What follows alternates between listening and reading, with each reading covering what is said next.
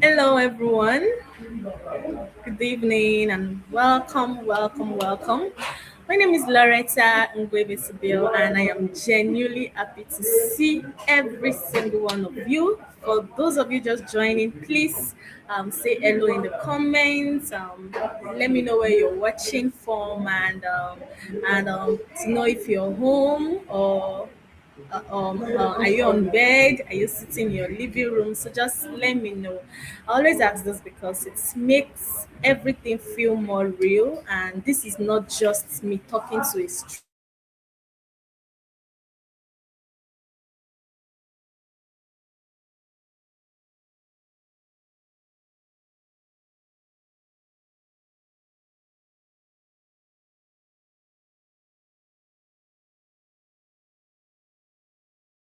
last week. Thank you so much for coming back, and that's because that section, on autism was something really special. So today we are talking about something that every single person in this room does every single day. Something that is so normal, so ordinary, that most of us have never really stopped to think deeply about it. And we're talking about sleep. Now, I already know what some of you are thinking. You're thinking, sleep, really? Like we all sleep, yes, but what is there to talk about? And that's why I'm mentioning this because I'm surprised. Most of you will like why she's talking about sleep. Sleep is a normal thing that we all do. Yes, but the real question is, are we sleeping well? And are we actually getting the rest that our body needs, or are we just closing our eyes, waking up tired and calling it a night? And I'll be honest with you, I've had that conversation with so many people who sleep 6, 7, 8 hours and still wake up exhausted. People who lie down but can't switch their mind off. People who fall asleep the moment their head hits the pillow out of pure exhaustion, but they are not really rested. So today I want us to have a real, honest, very simple conversation about sleep. Not medical grammar that will stress you out, just plain real talk, what sleep is, what it does for you, what happened when you don't get enough of it, and most importantly, what you can actually start doing about it. So let's start from the very beginning. What is sleep? I know you all be wondering, what is sleep? What is sleep? But I want you to think about this genuinely, not just a dictionary answer. When I say what is sleep, what comes to our mind? Yes, like what comes to my mind. Now, sleep is not just about closing your eyes. Sleep is actually one of the most active processes your body goes through. When you sleep, your body is not doing anything. Your body is working hard. Now, let me break this down for you. When you fall asleep, your brain starts organizing every single thing that happened to you that day. Every conversation, every piece of information, every emotion, your brain is feeling it, sorting it, deciding what to keep and what to let go of. And that's why sometimes when you're struggling with something, you sleep on it. And the next morning it feels clearer. That not image, that's your brain doing its job. And at the same time, your body is in full repair mode. So if you have any inflammation, any cells that needs healing, that process is most active when you are asleep. Your immune system is rebuilding, your muscles are recovering, even your skin regenerate faster at night. That's why people who sleep well tend to look healthier, and it's not just the same. And your hormones, this is a big one, okay? And sleep is when your body rebalances its hormones, as in when it rebalances and its hormones, that's your stress hormones go down, growth hormones go up, your hunger hormones, yes, hunger, yeah. And they are also regulated by sleep, which is why When people don't sleep well, they tend to eat more, and their body is looking for energy somewhere. So sleep is not laziness. Sleep is not wasting time. Sleep is a biological necessity. So it is literally your body doing maintenance. And I want you to think of it this way. You you know when you take your car to the mechanic and they say come back in 2 hours, let us work on it. That is you taking your car to the mechanic and they ask you to come back in 2 hours so that they can work on it. Sleep is that workshop time. Your body need that window where it can focus entirely on repair without you running around, eating, thinking, stressing. It need that quiet time for it, for it to fix itself. And when we deny ourselves that time, consistently, regularly, things start to go wrong. Not immediately, but dramatically, slowly, quietly, in ways that we don't even we don't always connect, you know, back, to sleep. Like that, you see some people when they sleep, when they don't sleep well, you see them having migraine headache. You see their eyes, you see their you will see from their facial expression that they are not looking so well and that they didn't have enough sleep. Now, I want us to talk about the phone analogy. Now, I want to explain this in the simplest way I know, because I want this to stick, and and I also want you to think about, your smartphone, your phone. And so, for instance, in the morning, you pick it up and then it's fully charged, 100%. You're using it, to make calls, to receive messages, send messages, to chat on WhatsApp, chat on Instagram, TikTok, Facebook, voice notes, more and more messages, Google, you watch movie, videos, and you're using it all day. Like, you're using it all the day long, like every hour, and that battery is going down. So now let's say by 9 p.m. your phone is at 15%. What do? You charge it, of course, right? And then you plug it. But because you don't but because you know that if you don't charge it, it's going to die, right? And it's and also my start misbehaving, it will be slowing down, overeating, apps crashing, battery dropping rapidly. So now imagine every single day you use your phone to 50%, but you only charge it to 40%. And then you use it again and charge it again to 40% again. And you use it, charge it to 40% over and over again. Now what happens? The battery degrades, the performance drops. Things that used to work perfectly, it starts glitching, and eventually, that phone will start having serious problems that go beyond just charging. And that is exactly what we do to our bodies. We wake up in the morning full of energy, and then we spend that energy like all day long, work, you stress yourself, you're thinking, you're worrying, you're commuting, dealing with people, solving problems, and then we are draining ourselves.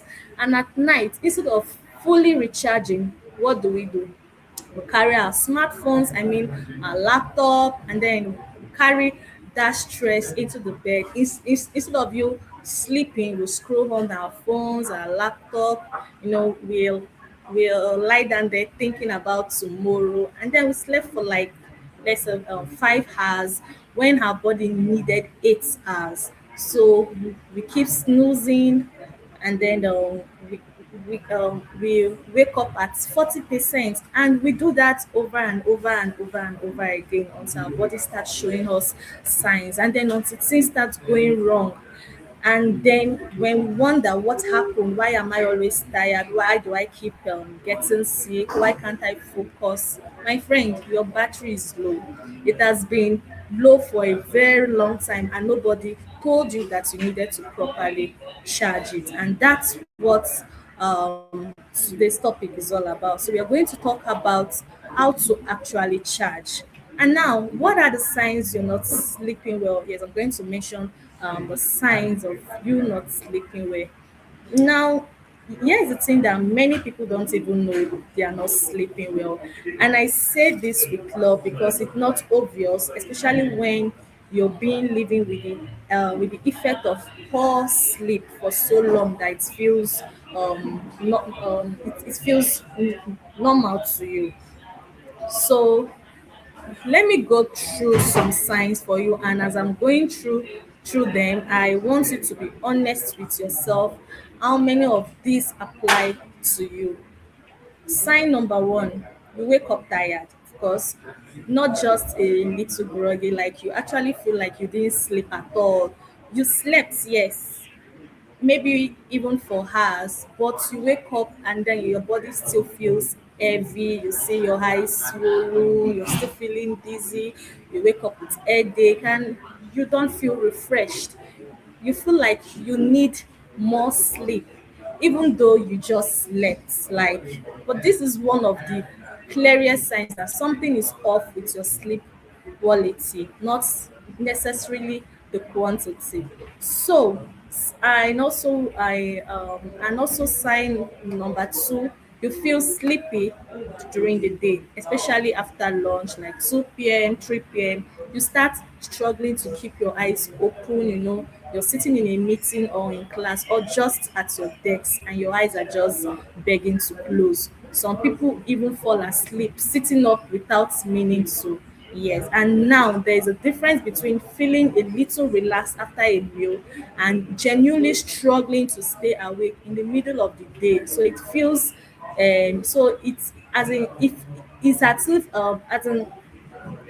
it's if the second one, and that's I know, and that's your body telling you it's running on empty, on an empty, like as in it's just you telling yourself that you really need to rest. And also, sign number three, you're easily irritated. Yes, I've seen most people that are easily irritated. Maybe if you talk to them, the way they'll respond to you like it's very very rude, and that is because it's obviously that they didn't sleep well. And you know these days when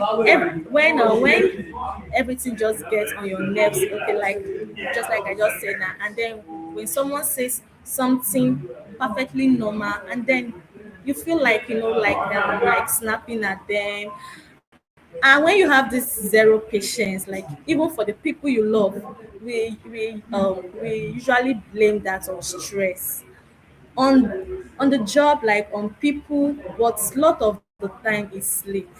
That's what causes all this is because we didn't sleep well. So sleep deprivation, it messes with your emotional regulation. Your brain literally becomes less able to process emotions properly when it hasn't rested. So if you find yourself snapping more than usual, crying more easily, feeling overwhelmed faster, please look at your sleep first. And also sign number four, you sit you can't focus, yeah, simply because you didn't sleep well, and then you find yourself you don't focus well. You sit down to read something, and by the time you get to the end of the paragraph, you've forgotten what the beginning said, and then you go into a room and forget why you went there. You start a task and then your brain just keeps drifting. So poor sleep is one of the biggest reasons for concentration problem in adults.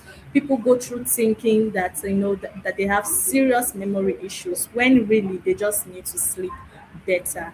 And then also, for sign number five, your body feels heavy and you're always in some kind of discomfort. um Persistent headache, you're having persistent headache, you're having muscles stiffness, a general feeling of being weighed down. Even things like tension in your neck and shoulders can be linked to poor rest. And also, for sign number six, you rely heavily on caffeine. So if you genuinely cannot function in the morning without coffee or tea, if you need multiple cups to feel like a human being, that's a sign. Because caffeine is not supposed to be a substitute for sleep. It's a stimulant that it's a stimulant that temporarily, makes tiredness, and the tiredness is still there. It's just being pushed down. Now, here's the most important thing I want to say about this science. We have normalized them, but we have accepted them as just life, right? Life is stressful. Of course, I'm tired, or of course I can't focus. There's a lot going on my mind. Of course, I'm irritated. Do you see my life? But that's not supposed to be your default state. Your body is supposed to rest and recover.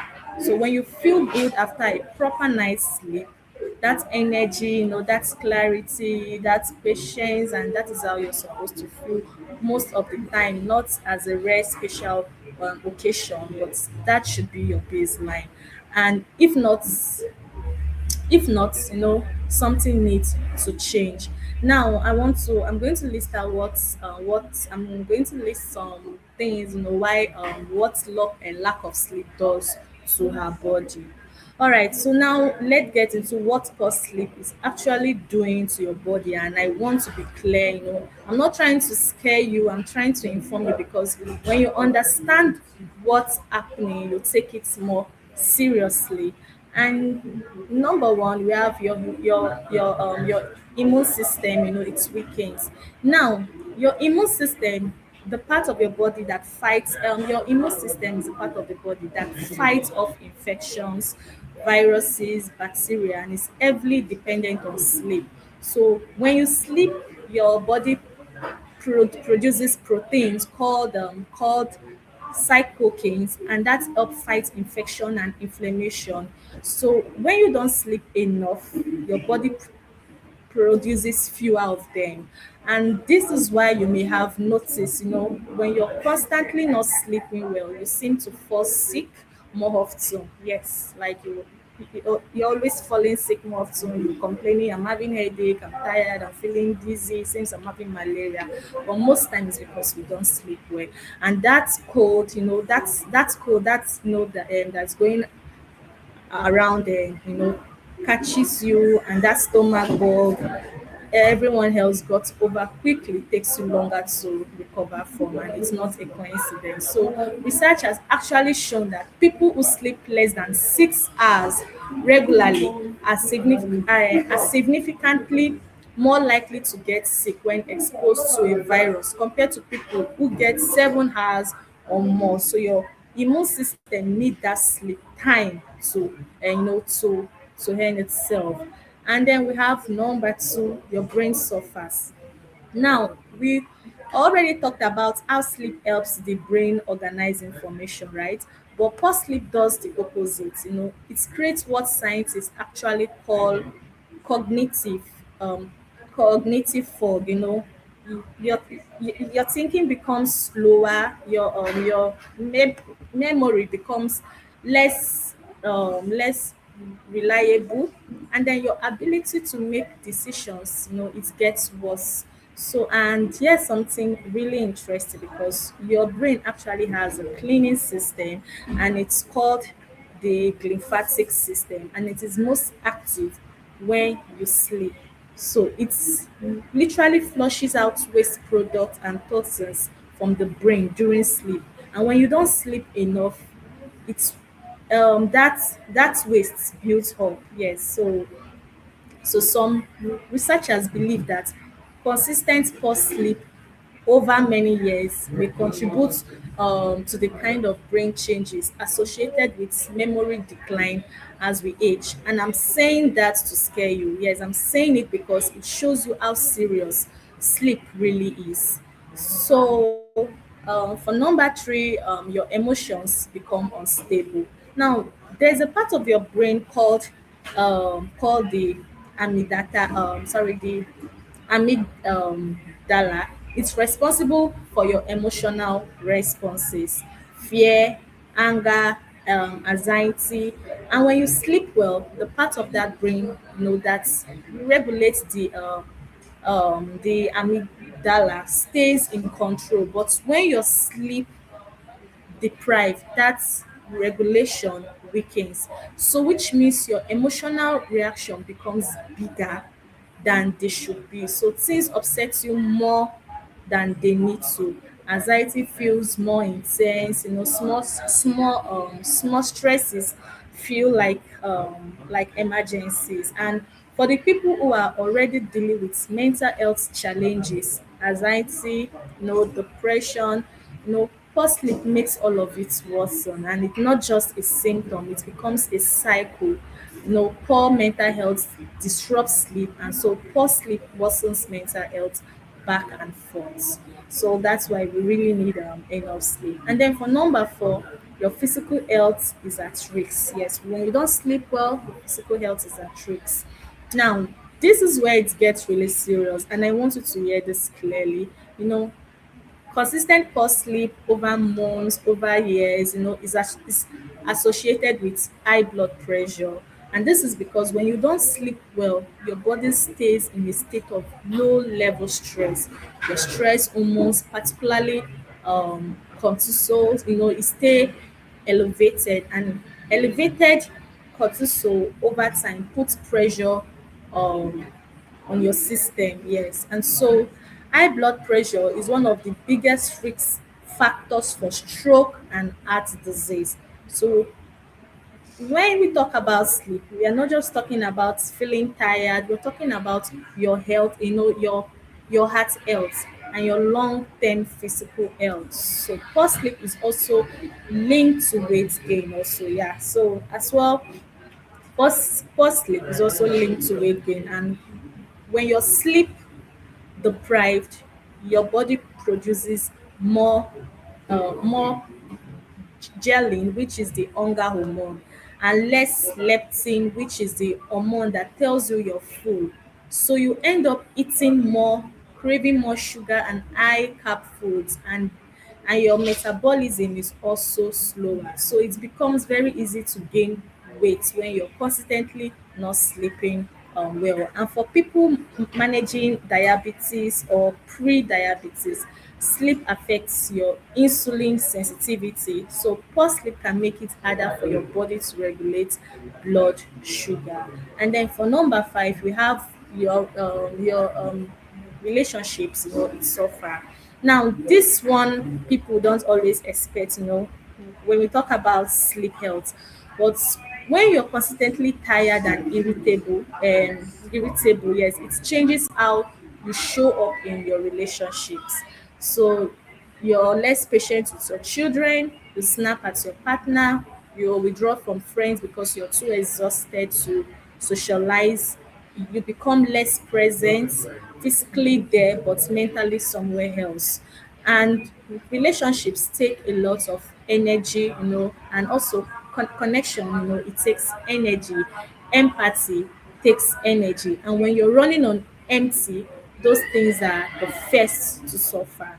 And now, I know this might sound heavy, and I'm not trying to make anyone feel bad. I'm just being honest with you, because I think we are being going too easy on this topic for too long, and we say it's just sleep, but it never just sleep. It is your immune system, your brain, your heart, your emotions, your relationship, and your entire life quality is affected by how well you rest. So I just want us to take this topic seriously. Now, why we are not sleeping well? I'm going to list out the reason why we are not sleeping well, and seriously, I'm going to list out the honest reason why we are not sleeping well. Now, I wanted to talk about why are we not sleeping well? Because it's one thing to know, and it's important, that another thing, to understand what actually getting in the way. Okay, I want to be real with you here and not just list generic reasons. Let's talk about the actual things that are happening in our lives. Number one, um, this is probably the biggest one. And I'm still going to repeat it again. Our phone. And I'm sorry. I know. No. Nobody wants to hear this, but we need to talk about it. How many of you get into bed like you're genuinely tired and then you plan to sleep, but next thing you pick up your phone just for 5 minutes, and then five minutes becomes 20 minutes. 20 minutes becomes an hour, and suddenly it's past midnight, and you have to be on um and you have to be up at 6 o'clock. So you're just on the bed. Oh, I want to sleep for like, okay, no, I just want to watch a short video for like 20 minutes, and then you end up spending hours on your phone, and before you know it, it's already midnight. So we all know this, and we're all guilty to some degree, yes. But here's what's actually happening in your brain when you do this. Your phone screen emits what's called blue light. Now, this blue light signals to your brain that it's still daytime, and it suppresses the production of melatonin, and that's the hormone your body produces to tell you it's time to sleep. So even though your eyes are tired, your brain is getting a signal that says stay awake. It's still daylight. And it's not even just the light, it's the context you're watching, the videos, you're listening to news, you're seeing things that trigger emotions, laughter, curiosity, anxiety, outrage, and your brain is being stimulated constantly. So when you finally put the phone down, your brain doesn't just switch off. It needs time to wind down, but you're giving it no time. And then you wonder why you're still lying there wide awake, even though you're exhausted. Reason number two is what? Overthinking. You lie down, and then it starts, the mental replay of everything that happened today, the planning for tomorrow. You're worrying about something that might happen next week or even next year, and the thing someone said to you 3 days ago that you're still analyzing, and your body is trying to rest, but your mind is in full activity mode, running on and on and on and on. And this is very common, especially for people who are going through difficult times. You're going through financial stress, relationship issues, health concerns, through distractions, and as in like things that you're you're not even supposed to to be thinking about. But and so the night time, it becomes the worst time because there are no distractions, and it's just you and your thoughts. So we'll talk about what to do about this, but just know, if this is you and you're not alone, if this is you, I just want to know that you're not alone, and it's not a character flaw. It's just your nervous system, being overstimulated and under supported. Now, number three is no sleep routine. This is a huge, and people really underestimate it.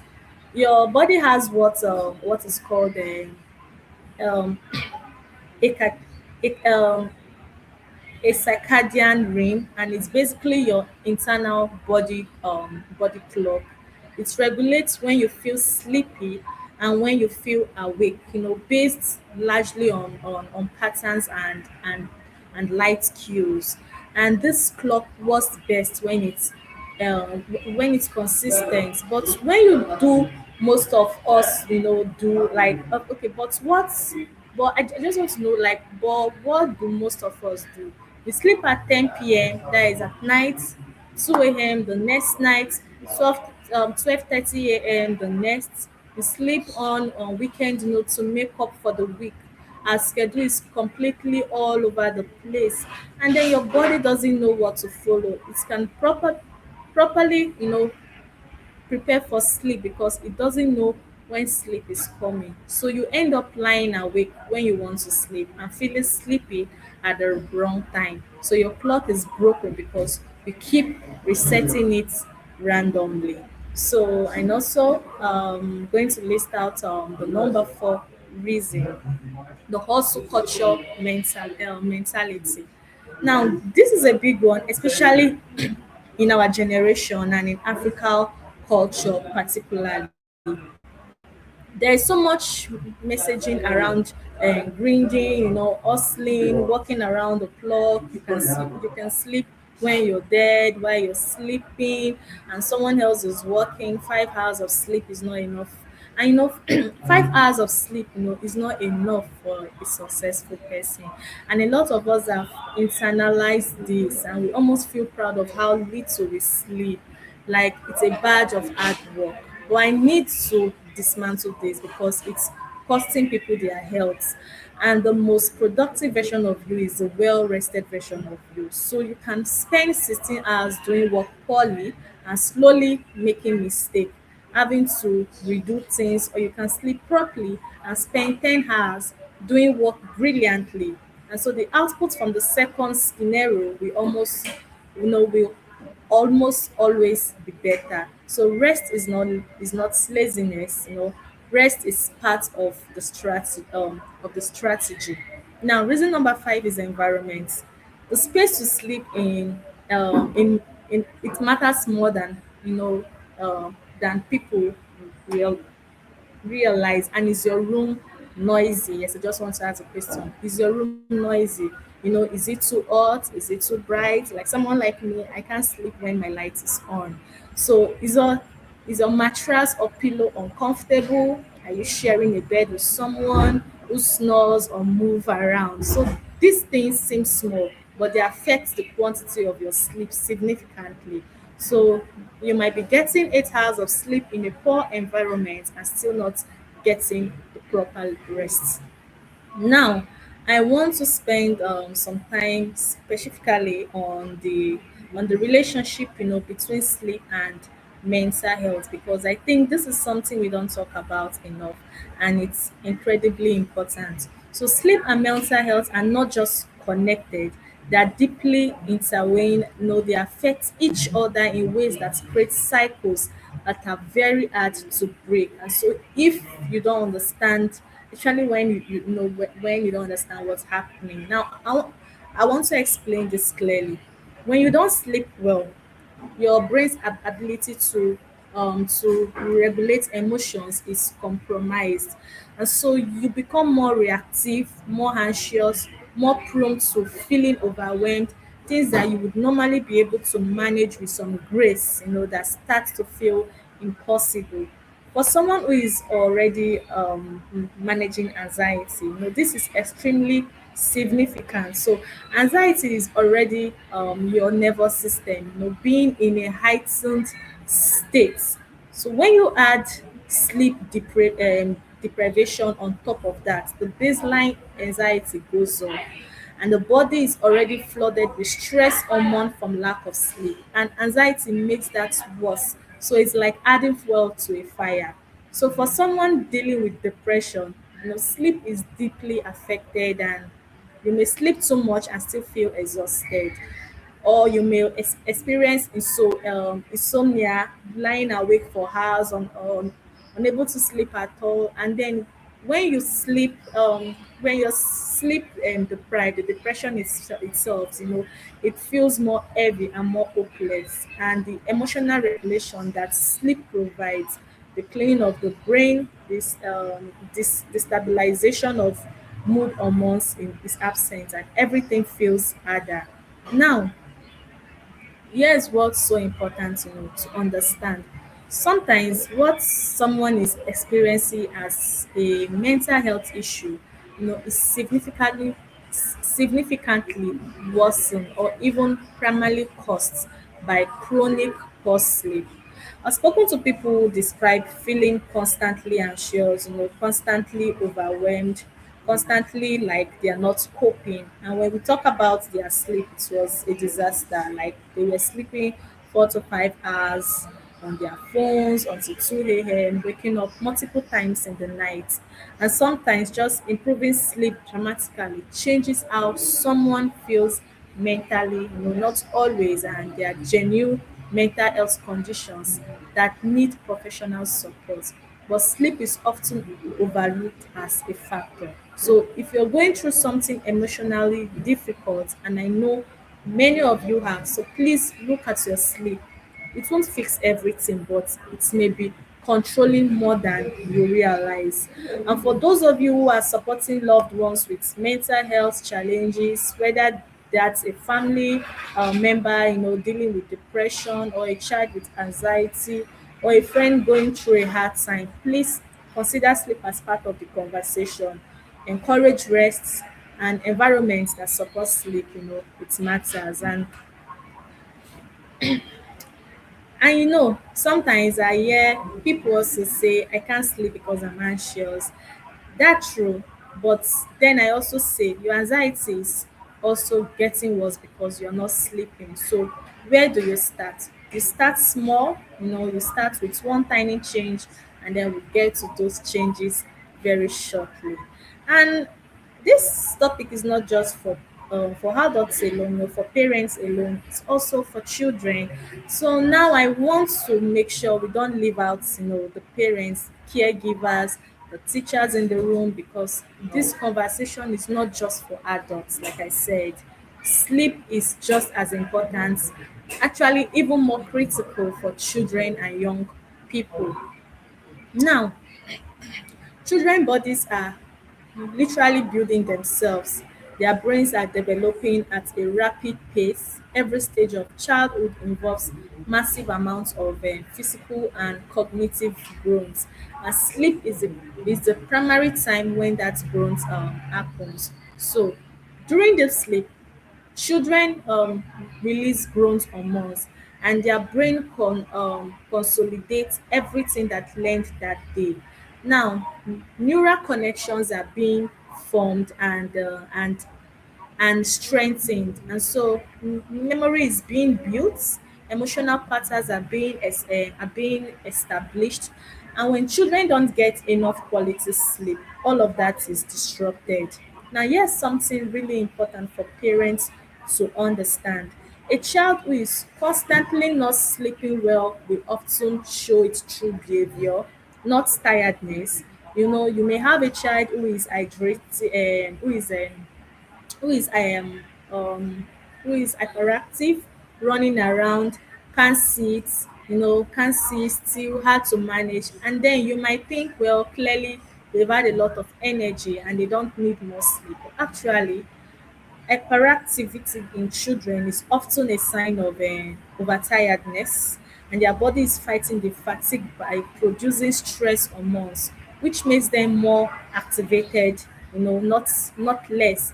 Or or you may have a child who seems stubborn, defiant, emotionally explosive, having tantrums um, dis, um, disproportionate, crying easily, hard to reason with. But before you conclude that the child has a behavioral problem, look at their sleep. A child who sleep deprived will struggle with emotional regulation just like an adult. But they have the but they have even fewer resources to manage it, because their brains are less developed, so everything comes out more intensively. So, and also for school age children, sleep directly, it affects learning. And so a child who sleep well will retain more of what they learned the day before, and they'll be more focused in class. They will be less likely to be distracted, and their reading, memory, problem solving all improve by proper rest. Meanwhile, a child who is constantly sleep deprived may start falling behind academically, not because they are not intelligent, but because their brain is not getting the consolidation time that it needs. So how many much sleep do children actually need? Yes, I'm going to. There's a question. You can place that on your comment section. Now, how much, How much sleep do children actually need? It varies by age, but generally, a toddler 1 to 2 years needs around 11 to 14 hours, including naps.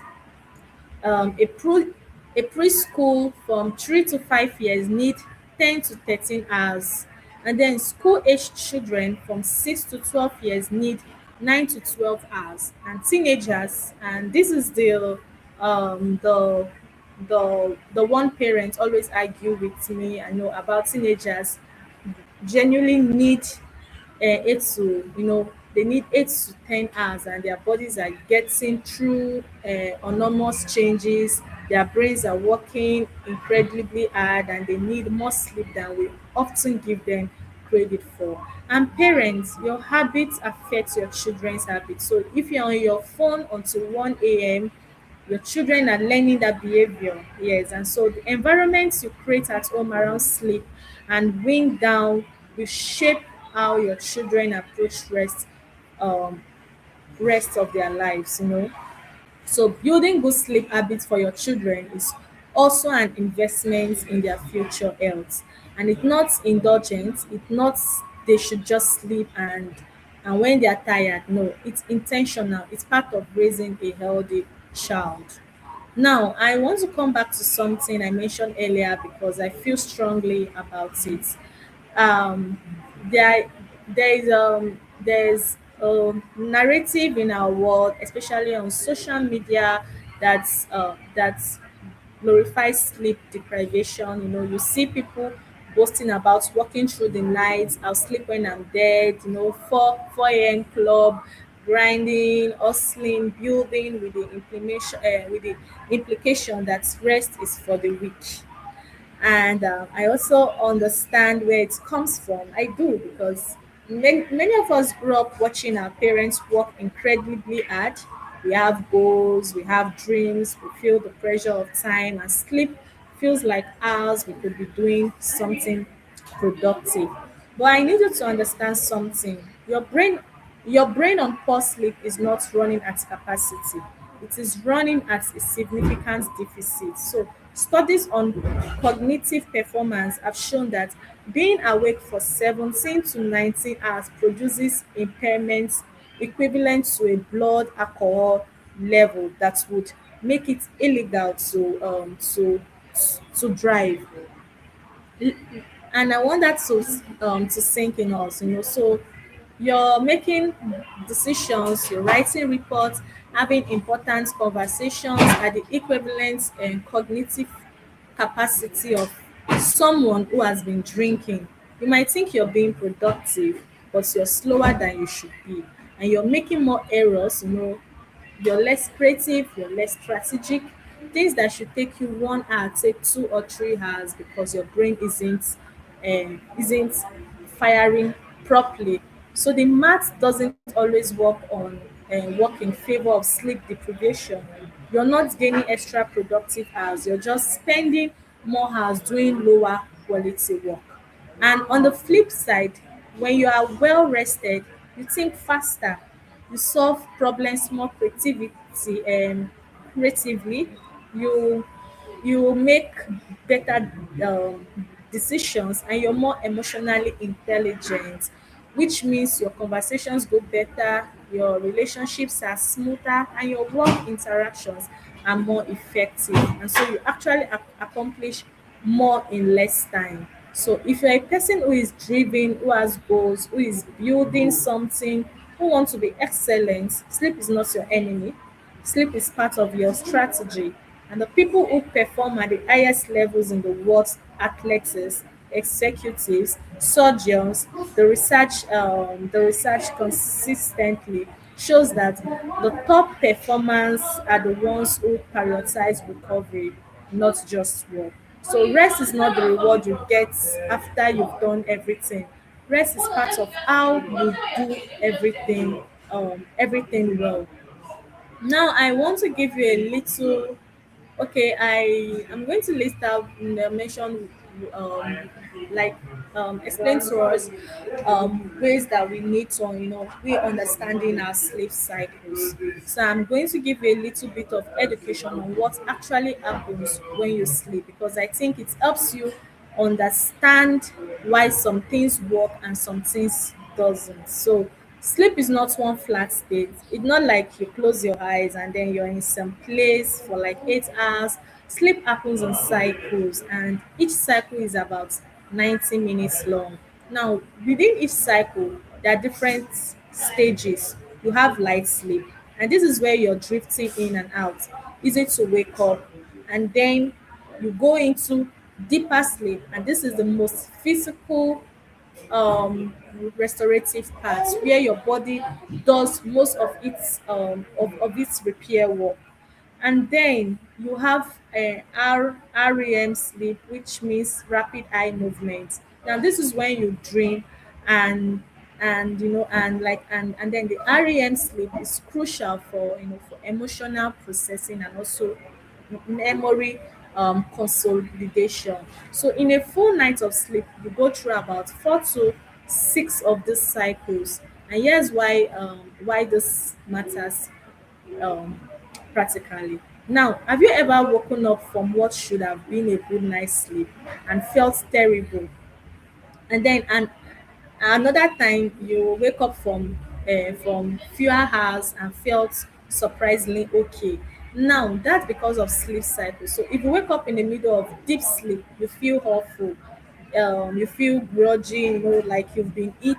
But if you wake up at the end of a cycle, like in light sleep, you feel much better.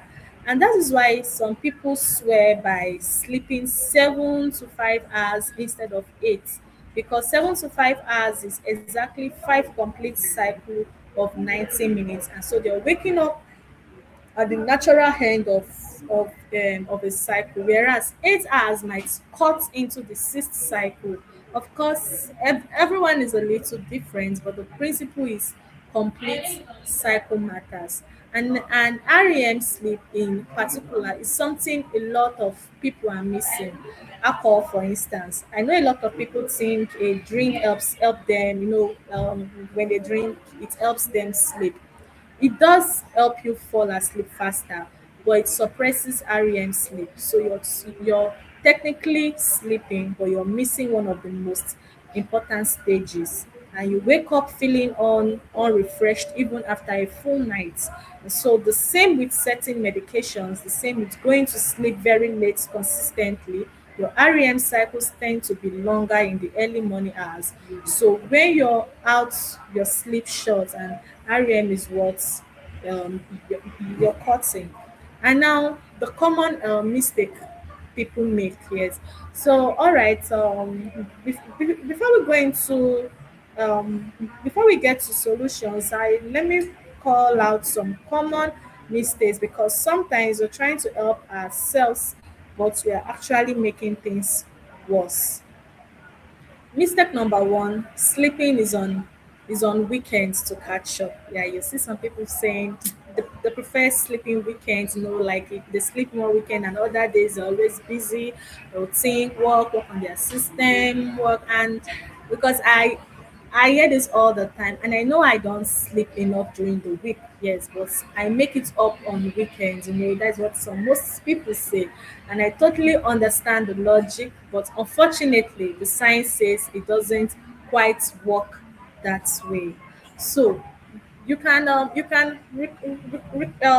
recover somewhat from acute sleep deprivation with extra sleep, but chronic sleep debt, the accumulated deficits from weeks and months of undersleeping is not simply wiped out by a long Saturday lying.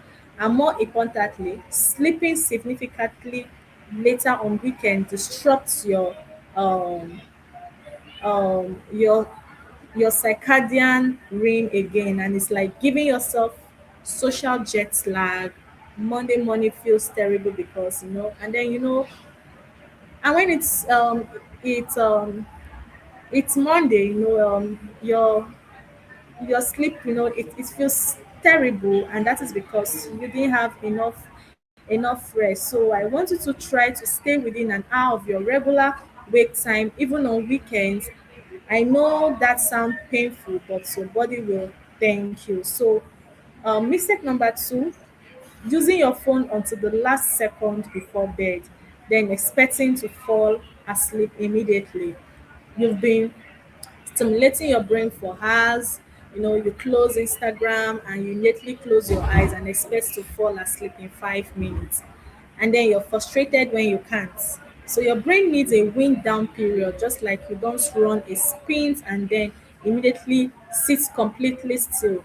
So you slow down gradually, your brain needs the same transition. So give yourself at least 20 to 30 minutes of screen free wind down time before you want to sleep. Now, mistake number three, pushing through tiredness. Your body has natural windows of drowsiness, times when melatonin is high and your body is trained to fall asleep. So if you push through those windows, let me just finish this one thing. Like, you can miss them, yes, but your second wind kicks in and stress hormones activate, and now you're wide awake at midnight when you should have been sleeping at 10 o'clock. So when you feel gen- genuinely sleepy at night, that's the window. So use it. And also, the mistake number four, eating heavy meals right before bed. Digestion is work. Your body uses energy to process food, and heavy meals, particularly those high in fat and protein, take a long time to digest. And if you eat a big meal at 10 p.m. and try to sleep at 11 p.m., your body is still working on that meal, and it can disrupt your sleep. So it can cause discomfort and also affect your sleep quality. So try to finish your last big meal at least 2 to 3 hours before you sleep. Light snacks are fine, and something like a small amount of carbs can actually help some people sleep. But heavy meals close to bedtime are not ideal. So eating heavy at night before you sleep is not advisable. And also, mistake number five, napping too late or too long. Naps are actually great, research supports them, but the timing and length matter a lot. So a nap taken after 3 p.m. or 4 p.m. is likely to interfere with your night. And so sleep because sleep because it takes the edge off your sleep pressure and the natural buildup of sleepiness that makes you fall asleep at night. And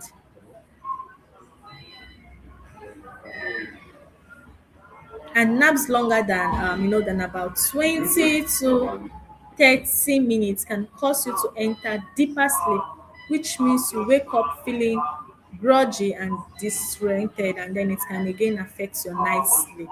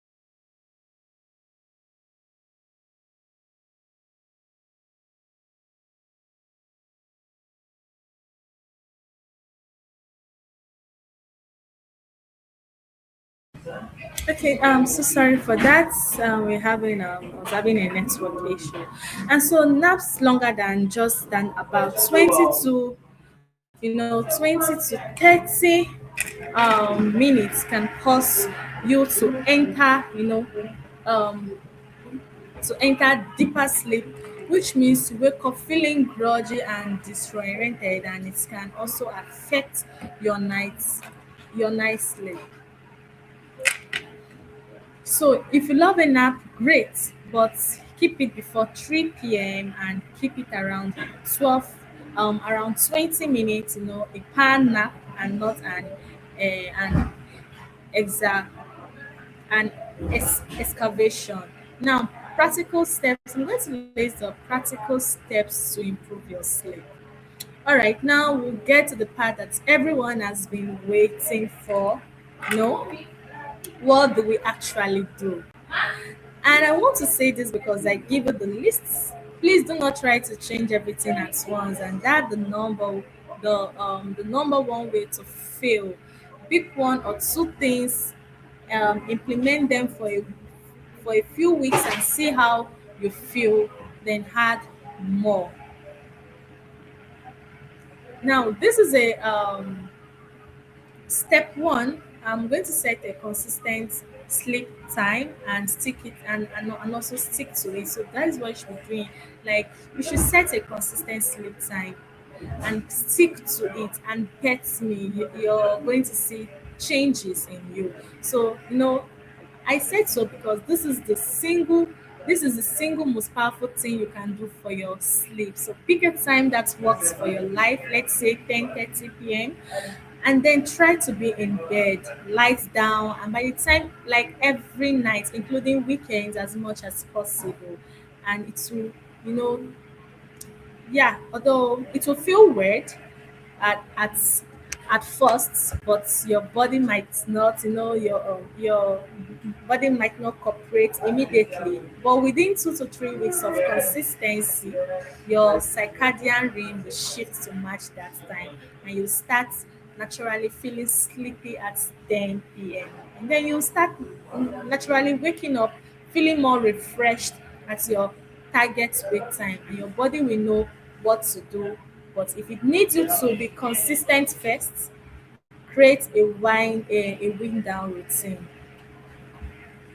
Now, um, an hour before your target sleep time, or at least 30 minutes, start transitioning. Like, dim the lights if you can, put the phone down, or at least switch to something calming rather than stimulating. If possible, you can just play, a cool song. Like, you reduce the tone of the music so that it can make you. Because there are some people that can't sleep without listening to music. So anything that will make you, comfortable, that will make you to sleep well, you just do it. And so, like I said, you see some people that can't sleep with their lights on. So you off your lights. If you're the type that listen to music while sleeping, fine, you do that. Or maybe you read a physical book. Maybe you write in a journal.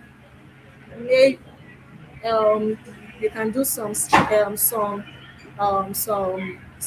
gentle stretching, or you meditate. Yes, so the specific activity matters less than the principle. So tell your body that sleep is coming, and give it a consistent signal. Over time, your wind down routine itself will become a trigger for sleepiness.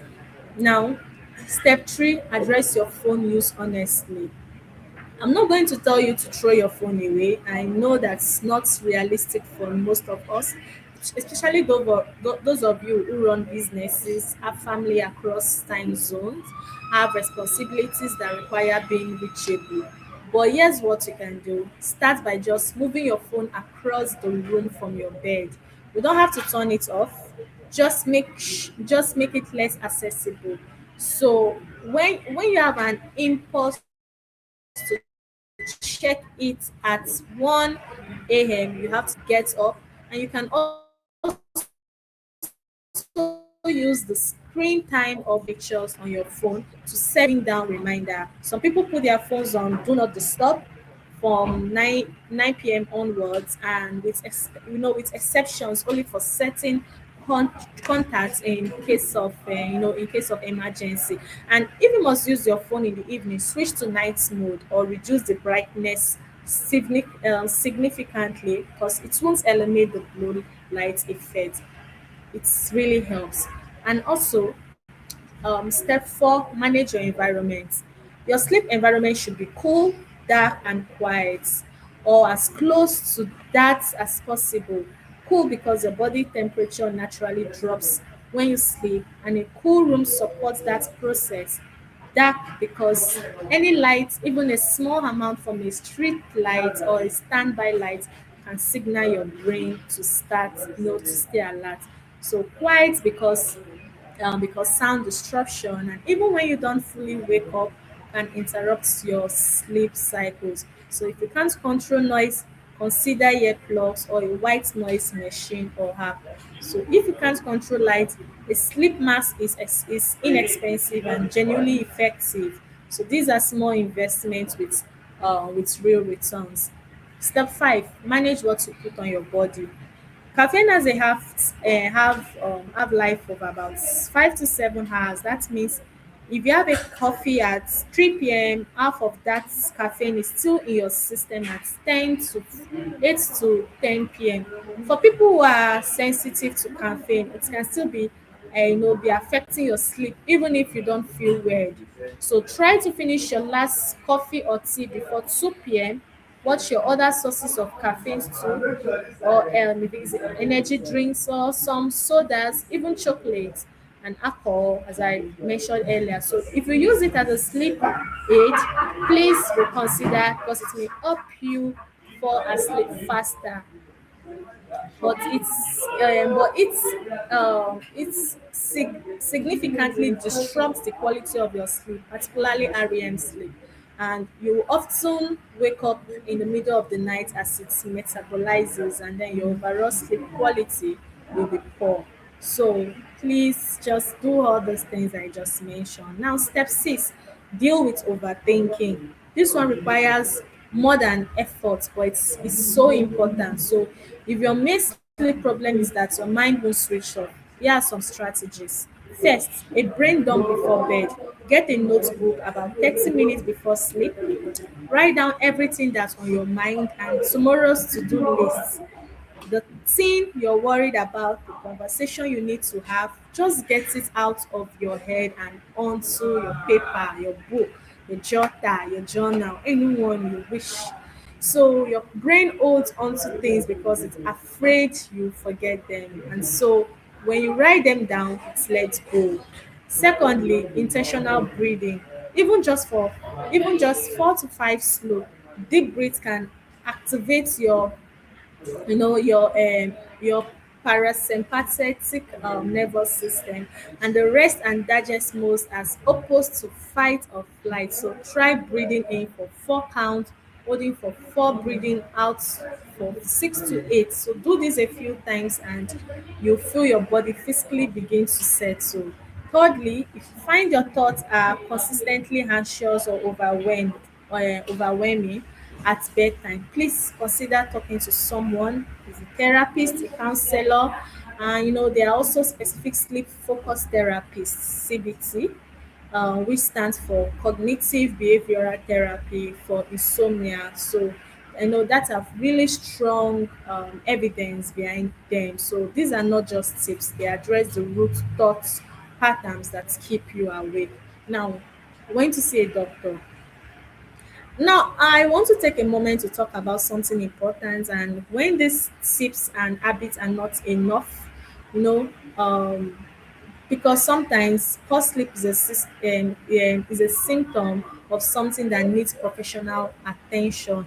And I think it's important that we know when to seek help. So if you've been consistently implementing good sleep habits for several weeks, consistent sleep time and wind down routine, less screen time, good environment, and you're still struggling significantly, please see a doctor. Some conditions that affect sleep include, because there are some conditions that affect sleep routine, which which I'll be mentioning. We have sleep apnea. Now, this is extremely common and extremely um, underdiagnosed, particularly in adults who are overweight or who snore. So sleep apnea is when your airway becomes partially blocked during sleep, causing you to briefly stop breathing and then wake up slightly. And sometimes hundreds of times in a night, the person often doesn't remember these waking moments, but they are never going through complete restorative sleep cycles, and they feel exhausted no matter how many times they sleep. The partner may notice them snoring loudly, gasping, or even or restless. And if this sounds familiar for you or someone you know, please get tested. It's treatable, and treating it can be a life changing. Um, Also, we have chronic insomnia, which difficulty, sleeping becomes persistent and impacts so your daily functioning for more than 3 months. And this is not just a lifestyle issue; it is a condition that can be effectively treated with the right support. So please don't suffer in silence. Seek help when you need it, because your sleep is worth investing in. Now, building a sustainable sleep life. I want to talk about the long game here, because I think we live in a world of quick fixes and instant results. And sleep doesn't work like that. So building truly good sleep habit takes time, it takes consistency, and there will be a setback. So there will be a night where your heart rate, where your baby wakes you up, where stress has you lying awake until 3 a.m., and when life just happens and the routine falls apart. So this is okay, this is normal. The goal is not perfect, but the goal is that over time your baseline improves and that good night becomes more frequent than bad nights, and that your body learns what good rest feels like and start to seek it naturally. So think about it as building a relationship with your body. You're learning to listen to it. You're learning what it needs, and you're responding. So that's, yeah, it takes time, it takes patience. So be kind to yourself in the process and celebrate small wins. So do you manage to put the phone down 20 minutes earlier than usual? That matters. So did you wake up feeling slightly more refreshed than last week? That also matters. So you say no to a late event because you knew you needed to rest.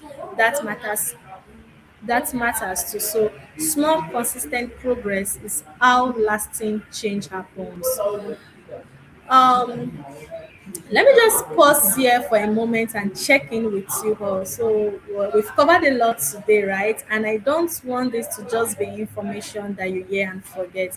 I want this to mean something. So, what is one thing you heard that surprised you, and what is one thing that really landed? I want you to answer this in the comment section. And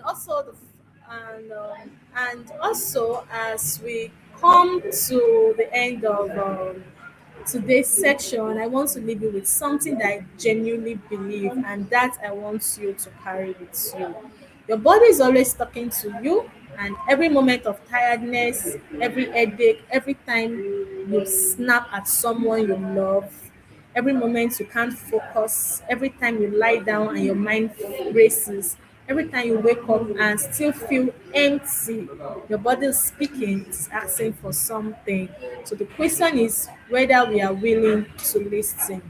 We live in a world that constantly demands more from us, more output, more activity, more productivity, more presence on social media, more hustle, more grind, and somewhere in all of that, so we have lost the permission to rest. I want you to give that permission back today. You are allowed to rest. Rest is not weakness, like I said earlier. Rest is wisdom. Rest is how you sustain yourself for the long journey. Rest is how you stay well enough to show up for the people who need you. Rest is how you do your best work over a lifetime and not just for a reason. And I want to say specifically to those of you who are mothers who are up at night with children, who give and give and give, and your rest matters too. So you cannot pour from an empty cup. So when you take care of your sleep, you take better care of someone else. So to those of you who are in demanding jobs, building businesses, studying, managing so much, your ambition is admirable, but sustainable success requires a sustainable you. So protect your rest as fiercely as you protect your work. And to those of you who are struggling, going through hard times, feeling overwhelmed, barely coping, please and please start here. Before anything else, give your body the gift of rest.